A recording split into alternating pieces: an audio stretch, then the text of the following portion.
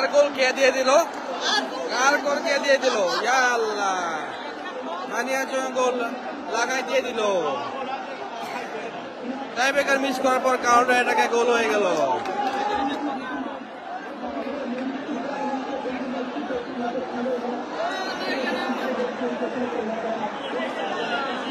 কি হয়ে গেল?